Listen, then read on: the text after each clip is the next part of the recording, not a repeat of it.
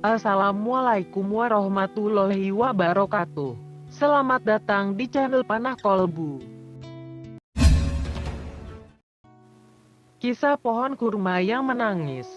Pada suatu Jumat, warga Madinah digemparkan dengan suara tangis yang amat pilu dan tak ujung henti. Suara yang seperti rengekan bayi itu berasal dari Masjid Nabawi. Para sahabat Rasul yang berada di masjid pun kebingungan, siapa gerangan yang menangis. Saat itu, mereka tengah berkumpul untuk menjalankan sholat Jumat. Tangisan terdengar sesaat ketika Rasulullah memberikan khutbah. Mendengarnya, Rasulullah pun turun dari mimbar menunda khutbahnya. Sang Nabiullah kemudian mendekati sebuah pohon kurma. Beliau mengelusnya, kemudian memeluknya. Maka, berhentilah suara tangisan itu. Ternyata, si pohon kurma itulah yang menangis. Hampir saja pohon itu terbelah karena jari tangisnya. Sejak Masjid Nabawi berdiri, pohon kurma itu telah di sana. Tak hanya menjadi tonggak, pohon kurma tersebut selalu menjadi sandaran Nabi acap kali beliau memberikan khutbah. Si pohon selalu menanti hari Jumat karena pada hari itu ia akan mendampingi Nabi memberikan nasihat kepada kaum muslimin. Sejak Jumat pertama masjid berdiri, ia selalu setia dan bahagia menemani Nabi Muhammad. Hingga hari Jumat itulah ia menangis. Beberapa hari sebelum Jumat yang pilu bagi si pohon, seorang wanita tua Ansor mendatangi Rasulullah. Ia memiliki putra seorang tukang kayu dan ia menawarkan sebuah mimbar untuk Rasul. "Wahai Rasulullah, maukah kami buatkan mimbar untuk Anda?" ucapnya. Rasulullah pun menjawab, "Silakan jika kalian ingin melakukannya," ucap beliau. Maka, pada Jumat keesokan hari, mimbar Rasul telah siap digunakan. Mimbar itu pun diletakkan di dalam masjid. Saat Rasul menaiki mimbar, menangislah si pohon karena ia tak lagi menjadi teman Rasul dalam khutbah Jumat seperti biasa. Pohon ini menangis karena tak lagi mendengar nasihat yang biasa disampaikan di sampingnya, ucap Rasul setelah memeluk pohon tersebut. Setelah dipeluk Nabiullah, si pohon bahagia. Ia tak lagi menangis dan dirundung kesedihan. Meski tak lagi mendampingi Nabi, mendapat pelukan dari Nabi cukup mengobati rasa sedihnya.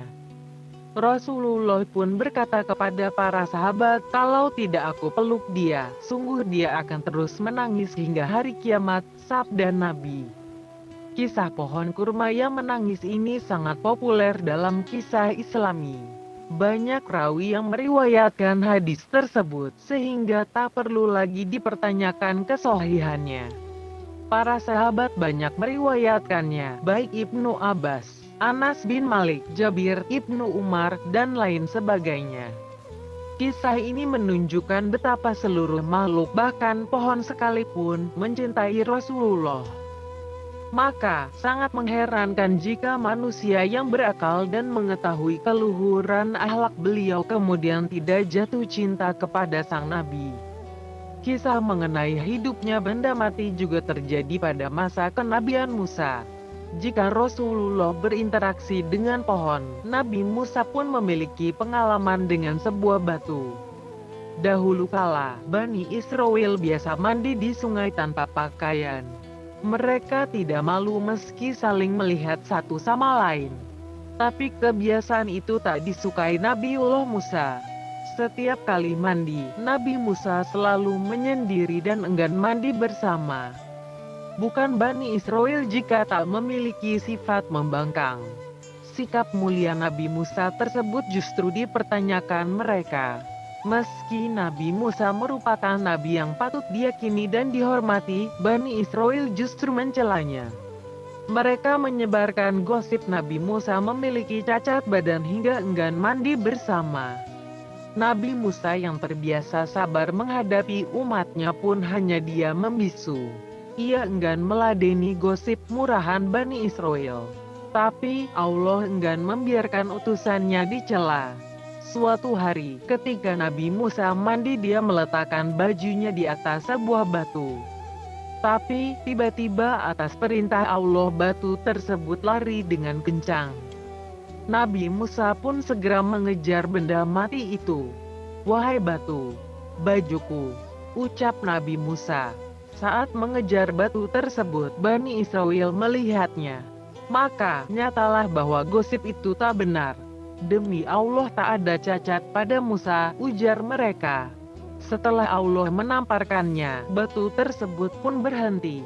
Nabi Musa segera mengambil baju dan mengenakannya.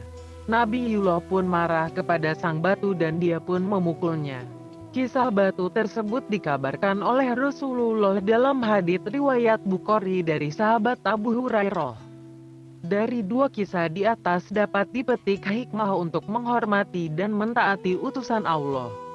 Karena mencintai utusan Allah merupakan bagian dari keimanan. Semoga kisah ini bermanfaat khususnya untuk diri saya pribadi dan umumnya untuk orang lain.